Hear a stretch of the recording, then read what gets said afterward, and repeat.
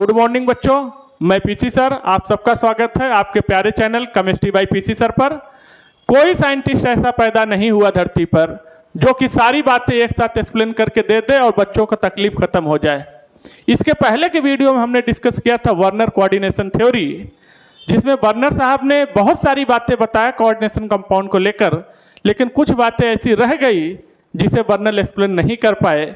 जैसे how secondary valency decide the geometry, secondary valency geometry कैसे decide करती है। दूसरी चीज, why some metal form complex other not, कुछ ही मेटल कॉम्प्लेक्स बनाते हैं दूसरे नहीं बना पाते हैं, क्यों।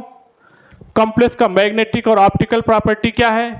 इन सब बातों को वर्नर थ्योरी एक्सप्लेन नहीं कर पाती है, और वर्नर थ्योरी एक्सप्लेन नहीं कर पाती है तो इन सब बातों को एक्सप्लेन करने के लिए आज हम आपके सामने फिर आ गए हैं एक नई थ्योरी लेकर, और वो है valence bond theory, BBT। Points हैं बैलेंस बॉन्ड थ्योरी के, इसको देखते हैं। To form a complex compound central metal provided by candy orbital equal to its coordination number. कहने का मतलब है कि सेंट्रल मेटल जितना वैकेंडी ऑर्बिटल देगा उतना ही कोऑर्डिनेशन नंबर होगा उसके बराबर। दूसरा पॉइंट है electron pair provided by ligand are accommodated in vacant orbital. Ligand जितने इलेक्ट्रॉन पेयर डोनेट करेगा वो सब के सब इलेक्ट्रॉन वैकेंट डी ऑर्बिटल में रखे जाएंगे सेंट्रल मेटल के। Third point, coordinate bond between metal and ligand are form by overlapping of hybrid orbitals. तो स्वाभाविक सी बात है, लिगेंड और सेंट्रल मेटल के बीच में ओवरलैपिंग होगा, और ओवरलैपिंग जितना स्ट्रांग होगा बॉन्ड उतना ही मजबूत बनने वाला है, राइट। देखिएगा, by knowing the hybridization of central metal we can predict geometry. अगर सेंट्रल मेटल का हाइब्रिडाइजेशन पता चल जाए तो हमें ज्योमेट्री की जानकारी हो जाएगी। देखना, इधर है कोऑर्डिनेशन नंबर, हाइब्रिडाइजेशन, ज्योमेट्री। अगर कोऑर्डिनेशन नंबर 2 होता है तो हाइब्रिडाइजेशन sp होगा, शेप लीनियर होगा, ज्योमेट्री। कोऑर्डिनेशन नंबर 3 होगा तो sp3 ट्राइगोनल प्लेनर। 4 होगा तो दो पॉसिबिलिटी आ जाती है, sp3 एंड dsp2।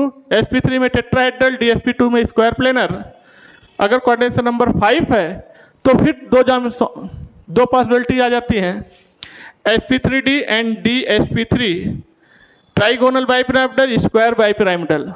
और अगर कोऑर्डिनेशन नंबर 6 आता है तो फिर दो पॉसिबिलिटी होगी, sp3d2 एंड d2sp3, लेकिन दोनों के ही केस में ज्योमेट्री एक ही रहेगी, ऑक्टाहेड्रल ऑलवेज। देख लीजिए, कोऑर्डिनेशन नंबर 4, कोऑर्डिनेशन नंबर 6 आपके एग्जाम में सबसे ज्यादा क्वेश्चन यहीं से आते हैं, समझ लीजिएगा। अभी हम हाइब्रिडाइजेशन निकाल के भी आपको दिखाएंगे, परेशान न होइए, आपको ट्रिक भी बताने वाले हैं, जरा भी टेंशन न लीजिए, बहुत आसान हो जाएगा। बना लिया आप लोगों ने। देखिए, आइए बच्चों, कुछ इंपॉर्टेंट पॉइंट और हैं, उनको भी देख लेते हैं फिर आगे बढ़ते हैं। If complex contain unpair electron then it will be the paramagnetic. अगर कॉम्प्लेक्स में अनपेयर इलेक्ट्रॉन होगा तो वो पैरामैग्नेटिक होगा, अनपेयर इलेक्ट्रॉन नहीं होगा, सारे पेयर्ड होंगे तो डायमैग्नेटिक होगा। अगर पैरामैग्नेटिक होगा तो निकालने का फार्मूला है mu is equal to √n into n+2। अगर आपका लिगेंड स्ट्रॉन्ग फील्ड लिगेंड है तो वो पेयरिंग कराएगा, हुंड रूल को तोड़ेगा, और अगर वीक फील्ड लिगेंड है तो कोई पेयरिंग होने वाला नहीं है। स्ट्रेंथ ऑफ लिगेंड आपको कैसे पता चलेगा कौन सा लिगेंड स्ट्रांग है, कौन सा लिगेंड वीक है। इसके लिए आपको एक ट्रिक बताते हैं, आपको सब याद हो जाएगा। ट्रिक है, इस बार सचिन क्लास से फरहर, अल्कोहल और ऑक्सलेट का पानी से प्यार, नशे में उड़ता अमोनिया इन मतलब इथाइलिन डायमीन, इन नशे में उड़ता ammonia in north Canada Colombo. तो बस एक बार में आपको याद कर लेना है, इस बार सचिन क्लास से फरहर, अल्कोहल और ऑक्सलेट का पानी से प्यार, नशे में उड़ता ammonia in north Canada Colombo. Coordination number 4 में हमें पता था कि दो हाइब्रिडाइजेशन होता था, अभी अभी बताया था, एक तो sp3d और दूसरा dsp3। कौन सा होगा, कैसे निकाला जाता है, जरा सीखिएगा। सपोज करिए कि हमारे पास कोई कॉम्प्लेक्स है,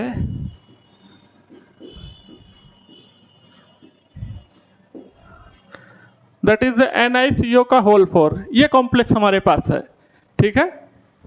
तो हमें सबसे पहले कॉम्प्लेक्स का ऑक्सीडेशन निकाल लेना। सेंट्रल मेटल का कितना आएगा, 0। अगर न पता हो तो पीछे एक वीडियो देखिए, आपको ट्रिक बताया था बीबी नंबर 1 बीबी रूल। यहाँ से निकल कर निकालेंगे इलेक्ट्रॉनिक कॉन्फ़िगरेशन, तो हमें पता है ये है 3d8 4s2। चूँकि आपको याद करिए बताया था कैसे निकालते थे, Sachin Tendulkar very good cricketer man of the match, फिर कोई नहीं 8 नंबर पर आ रहा है तो 3d8। तो जीरो ऑक्सीडेशन स्टेट है, यानी कोई भी इलेक्ट्रॉन जाने वाला नहीं है। तो सबसे पहले आपको पता होना चाहिए डी में ऑर्बिटल्स कितने हैं बच्चों, 5, 1 2 3 4 5, 3d हो गया और ये 4s हो गया। डी में 8 इलेक्ट्रॉन भरना है तो आप इलेक्ट्रॉन फिलअप करिए, 1 2 3 4 5 6 7 8। अब बच्चों आप बताइएगा क्या पेयरिंग होगा। पहले यस में भी इलेक्ट्रॉन डाल दीजिए, लीजिए 2 इलेक्ट्रॉन था। अब आप बताइए क्या पेयरिंग होगा या पेयरिंग नहीं होगा। पेयरिंग होगा कि नहीं होगा ये डिसाइड करेगा कॉम्प्लेक्स में लिगेंड कैसा है। तो बताइए लिगेंड है CO, नॉर्थ कनाडा कोलंबो, बहुत पावरफुल लिगेंड है, ये पेयरिंग कराएगा। तो जब ये पेयरिंग कराएगा तो यहाँ से एक इलेक्ट्रॉन उठा के इस ऑर्बिट में डाल देगा और यहाँ से एक इलेक्ट्रॉन दूसरा उठा के इस ऑर्बिटल में डाल देगा। यानी कहने का मतलब इलेक्ट्रॉन एक यहाँ आ गया और एक यहाँ आ गया, तो फिर ये क्या हो गया, खाली हो गया। तो ये था 3d 4s और बन गया आगे ऑर्बिटल 4p, लीजिए 4p। तो यहाँ से तो कोई ऑर्बिटल हमें अब मिलने वाला है नहीं, स्वाभाविक सी बात है, सारे ऑर्बिटल्स फिल कंप्लीट फील्ड है। यहाँ से ऑर्बिटल खाली ये मिल जाएगा और यहाँ से ऑर्बिटल खाली है ये मिल जाएगा। यानी यहाँ से जो हमें ऑर्बिटल मिलने जा रहा है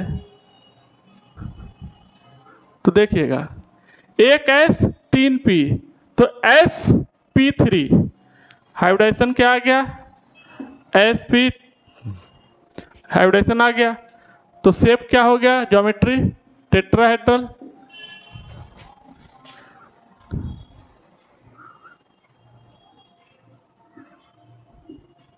टेट्राहेड्रल। अब आप बताइए क्या कॉम्प्लेक्स में कोई भी इलेक्ट्रॉन अनपेयर्ड है, कोई इलेक्ट्रॉन अनपेयर्ड नहीं, सारे इलेक्ट्रॉन पेयर्ड है। यानी कॉम्प्लेक्स कैसा हो गया, डायामैग्नेटिक। कॉम्प्लेक्स कैसा है बच्चों, डायामैग्नेटिक। देख लीजिए इस कॉम्प्लेक्स का हाइब्रिडाइजेशन क्या है, sp3, शेप टेट्राहेड्रल और डायामैग्नेटिक। आइए दूसरा कॉम्प्लेक्स लेते हैं। हमारे पास इस बार ये कॉम्प्लेक्स है, इस कॉम्प्लेक्स में निकालते हैं हाइब्रिडाइजेशन। तो चलिए यहाँ पे निकिल का ऑक्सीडेशन स्टेट निकाल लीजिए, बड़े ब्रैकेट पर चार्ज माइनस छोटे ब्रैकेट पर चार्ज। कैसे निकालते थे याद करिए, 4 जान बड़ा ब्रैकेट माइनस 4 जान छोटा ब्रैकेट, एक साइनाइड पे -1 तो 4 पर -4 तो -2 माइनस माइनस प्लस, तो क्या आ गया +2। ऑक्सीडेशन स्टेट क्या आ गया +2। पीछे वीडियो में देखिए बीबी नंबर 1 रूल। तो यहाँ से हम इसका निकाल लें इलेक्ट्रॉनिक कॉन्फ़िगरेशन, जिसका इलेक्ट्रॉनिक कॉन्फ़िगरेशन होता है 3d8 4s2, लेकिन इस बार +2 है यानी 2 इलेक्ट्रॉन चला गया, तो यस के 2 इलेक्ट्रॉन निकाल दिए बाहर। अब हमारे पास ऑर्बिटल लीजिए, डी में कितने ऑर्बिटल होते हैं बच्चों, 1 2 3 4 5 ऑर्बिटल्स। तो ये हो गया 3d 4s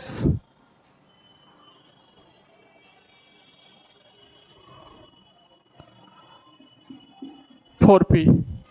तो चलिए पहले 8 इलेक्ट्रॉन भरिए, 1 2 3 4 5 6 7 8।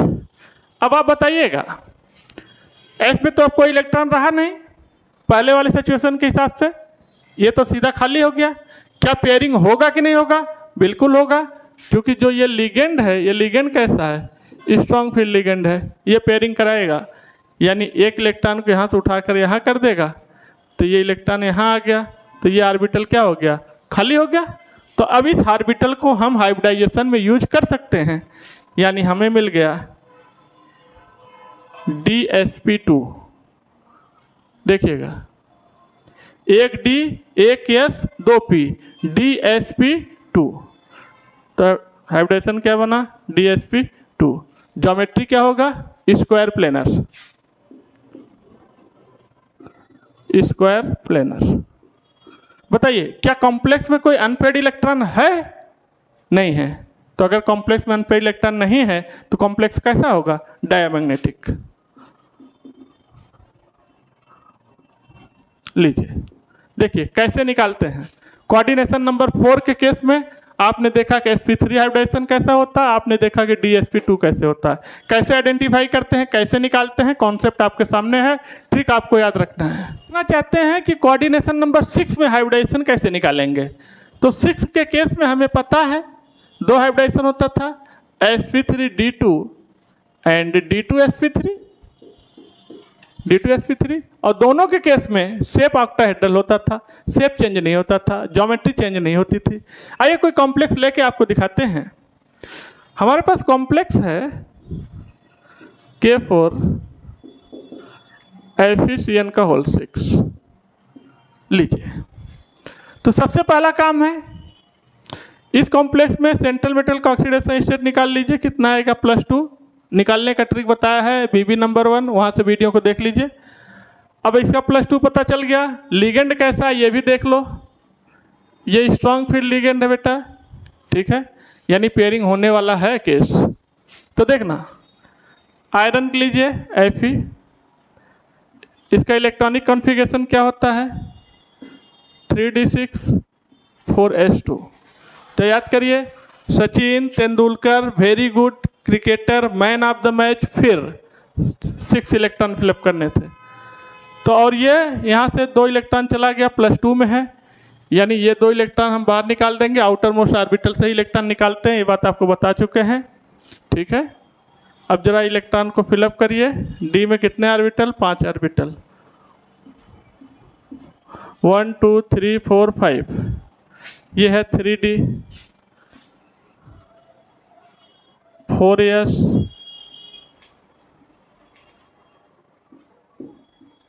4p,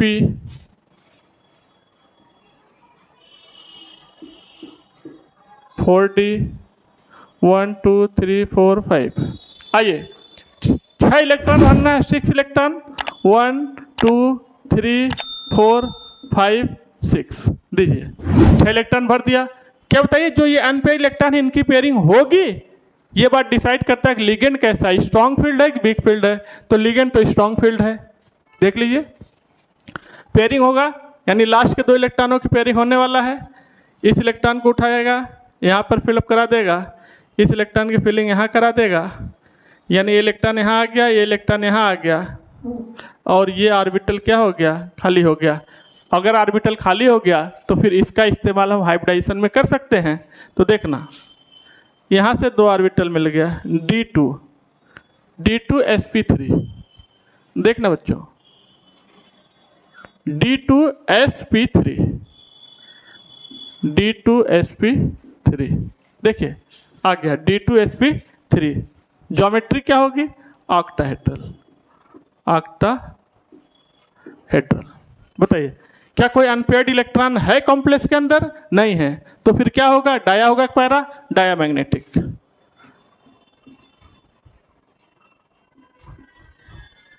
diamagnetic. बताइए, क्या कॉम्प्लेक्स में पेयरिंग हुआ था? बिल्कुल पेयरिंग हुआ है। तो जब पेयरिंग होता है तो लो स्पिन कॉम्प्लेक्स बोलते हैं। क्या बोलते हैं? लो स्पिन कॉम्प्लेक्स। बताइए, क्या अंदर के ऑर्बिटल यूज किए गए हैं? बिल्कुल किए गए हैं। पेयरिंग करा के ऑर्बिटल खाली किया गया, फिर यूज किया गया, इसलिए इसे बोलते हैं इनर ऑर्बिटल कॉम्प्लेक्स। क्या बोलते हैं? Inner orbital complex. लीजिए, सारा डाटा आपके सामने है। देखिए, इस कॉम्प्लेक्स का सारा इतिहास आपके सामने खुल गया है। इस कॉम्प्लेक्स की पूरी जन्म कुंडली आपके सामने है।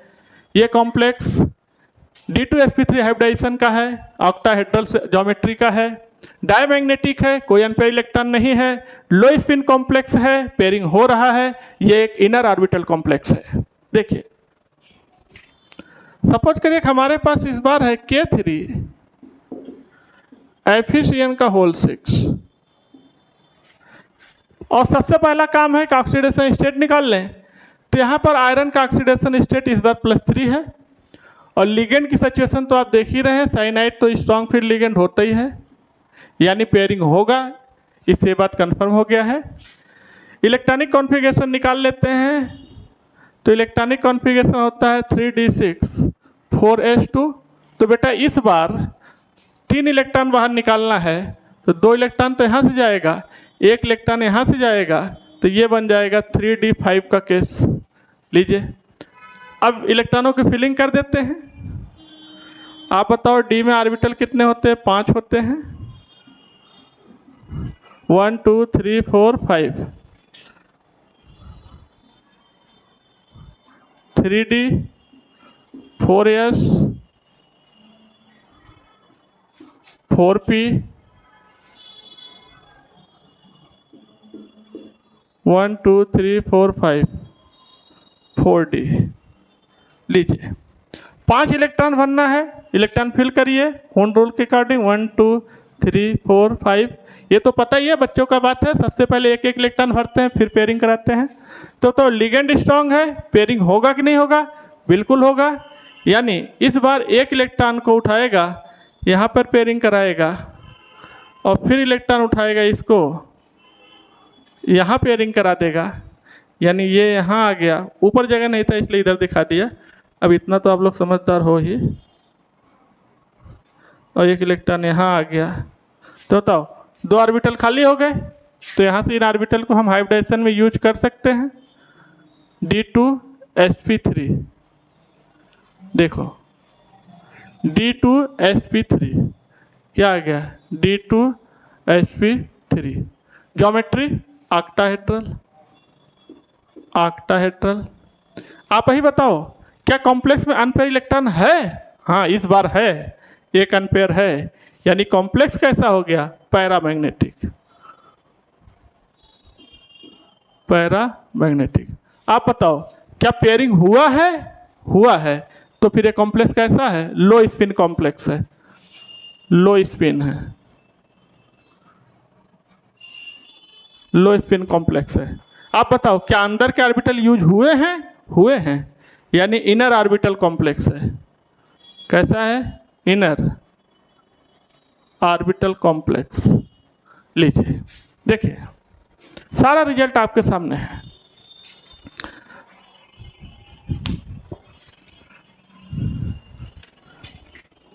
उसको भी करके देख लेते हैं और कोई दूसरा कॉम्प्लेक्स ले लेते हैं। Fe(H2O) का होल 6। बेटा इस बार कॉम्प्लेक्स ये है, ठीक है। तो हमें तो एक चीज कंफर्म हो गया है कि यहाँ पर इसका ऑक्सीडेशन स्टेट क्या आने वाला है? +2। और लिगेंड कैसा है? वीक फील्ड लिगेंड है। क्योंकि आप याद करो इस बार सचिन क्लास से पर वाटर बहुत बैग आता था, पीछे आता था। तो यानी वीक फील्ड है, पेयरिंग नहीं होगा। इलेक्ट्रॉनिक कॉन्फ़िगरेशन Fe+2 यानी 3d6 4s2। 2 इलेक्ट्रॉन गए हैं तो आउटर मोस्ट ऑर्बिट से 2 इलेक्ट्रॉन निकाल देंगे। अब इलेक्ट्रॉनों की फिलिंग कर लेंगे। 1 2 3 4 5 3d 4s 4p इसे से बना लिया। आगे जरूरत होगा और भी बना लेंगे 4d। 6 इलेक्ट्रॉन भरना है, जरा भरिए। 1 2 3 4 5 6 भर दिया। अब आप बताइएगा बेटा, ठीक है। आगे ऑर्बिटल बना लेते हैं, 4d भी कर लेते हैं, जरूरत तो पड़ेगा ही। 1 2 3 4 5 यानी 4d। आइए अब बताओ 4 इलेक्ट्रॉन अनपेयर्ड है, क्या इनकी पेयरिंग होगी? भाई कराएगा कौन? जो बाहुबली है वो तो कमजोर हो गया आज, वाटर तो आज वीक हो गया, पेयरिंग नहीं हो सकता है। ठीक है, अगर पेयरिंग नहीं होगा तो हमें कोई भी ऑर्बिटल नहीं मिलेगा हाइब्रिडाइजेशन में यूज़ करने के लिए। यानी अब हमें हाइब्रिडाइजेशन मिलेगा यहाँ से, कहाँ से, यहाँ से, यानी 1s 3p 2d, 1s 3p 2d। तो जो हाइब्रिडाइजेशन क्या आ गया, sp3d2। हाइब्रिडाइजेशन तो चेंज हो गया लेकिन ज्योमेट्री वही रहेगी, ऑक्टाहेड्रल, ऑक्टाहेड्रल। देखिएगा, बताइए क्या कोई पेयरिंग हुआ है कॉम्प्लेक्स में? नहीं हुआ। तो इस बार कॉम्प्लेक्स कैसा हो गया, हाई स्पिन कॉम्प्लेक्स हो गया, high spin complex, high spin complex. Pairing नहीं हुआ तो हाई स्पिन, हो गया तो लो स्पिन। क्या अंदर के ऑर्बिटल यूज हुए? नहीं हुए। इस बार बाहर का ऑर्बिटल लिया गया है तो कॉम्प्लेक्स कैसा हो गया, outer orbital complex.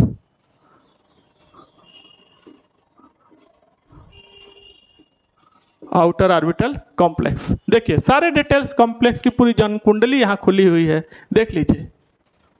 Important note point है जो कि बेहद ही इंपॉर्टेंट है, इसे आप याद रखेंगे। कहते हैं कि strength of ligand varies with Z effective of central metal. जैसे जैसे जेड इफेक्टिव की वैल्यू बढ़ेगी स्ट्रेंथ ऑफ लिगेंड बढ़ता जाएगा। जैसे हमने आपको डी ऑर्बिटल्स पढ़ाते समय, डी फैमिली, हमने आपको डी ब्लॉक पढ़ाते समय बताया था 3 सीरीज था, 3D series, 4D series, 5D series. तो जैसे सब ऊपर से नीचे आ रहे हैं ग्रुप में, इनका जेड इफेक्टिव बढ़ रहा है। जेड इफेक्टिव क्या हो रहा है, इंक्रीज कर रहा है। तो जैसे जैसे जेड इफेक्टिव बढ़ेगा वैसे वैसे लिगेंड की स्ट्रेंथ बढ़ जाएगी। यानी यहाँ से एक इंपॉर्टेंट रिजल्ट आ गया कि 4D एंड 5D सीरीज के लिए सारे ligand act as a strong field ligand. सारे लिगेंड स्ट्रॉन्ग फील्ड हो गए। 4D सीरीज के लिए जितने मेटल हैं, 5D सीरीज में जितने मेटल हैं, उनके साथ कोई भी लिगेंड आएगा वो स्ट्रॉन्ग फील्ड का ही काम करेगा। यानी ये स्ट्रॉन्ग फील्ड वीक फील्ड का नौटंकी केवल और केवल 3D सीरीज एलिमेंट के लिए है। बस केवल 3D मेटल के लिए, 3D सीरीज के मेटल के लिए ही स्ट्रॉन्ग फील्ड बिल्ड फिक का नाटक लगा रहता है, वो आपको पहचानना होता है। जैसे ही metal, central metal 4D 5D series का हुआ, कोई भी लिगेंड आएगा वो स्ट्रॉन्ग फील्ड हो जाएगा, बाहुबली हो जाएगा। ठीक है, जैसे मान लीजिए हमारे पास ये मेटल्स हैं, अगर इनकी हम बात करें कोऑर्डिनेशन नंबर 4 में, तो कन्फर्म है ये मेटल्स 3D के तो है नहीं, तो इनका हाइब्रिडाइजेशन हमेशा होगा 4 के साथ DsP2। क्या होगा, DsP2। देख लीजिए, जैसे ये है सेंट्रल मेटल अगर आते हैं कोऑर्डिनेशन नंबर 6 में, तो इनका हाइब्रिडेशन हमेशा हो जाएगा D2sp3। कहने का मतलब 3D सीरीज के मेटल को छोड़ दो तो जितने भी 4D 5D सीरीज के मेटल्स हैं उनके साथ कोई भी लिगेंड आ जाए, कितना भी गिरा पड़ा आ जाए, वो सब स्ट्रांग हो जाएंगे, वो सब पेयरिंग करवा देंगे। ठीक है, और एक इंपॉर्टेंट बात अब आपको रखना है, Fe+2, कोबाल्ट+2 और मैग्नीज+2 के साथ अमोनिया जब भी आएगा ये वीक फील्ड लिगेंड बन जाएगा। यानी इनके साथ अमोनिया कमजोर महसूस करता है, इनके साथ अमोनिया वीक फील्ड हो जाता है। ठीक है, बाकी और किसी मेटल के साथ आता है तो यही अमोनिया स्ट्रांग हो जाता है। ठीक है, तो कुछ इंपॉर्टेंट पॉइंट्स है जो आपको याद रखना है। ये तो डिपेंड करता है आपके ऊपर हाथ किसका है। किसी बाहुबली का हाथ आपके ऊपर है तो गधा से गधा आदमी भी मजबूत हो जाता है, बस वही हाल है। अगर जेड इफेक्टिव बढ़ गया तो फिर वीक लिगेंड भी स्ट्रांग बन गया, इनके साथ कमजोर लिगेंड भी आएगा तो स्ट्रांग हो जाएगा 4D और 5D के साथ। तो ये है आपका कंप्लीट बैलेंस बॉन्ड थ्योरी। इसे आप पढ़िए, रिवाइज करिए, फिर आपसे मिलते हैं किसी नेक्स्ट वीडियो में। तब तक के लिए थैंक यू, धन्यवाद।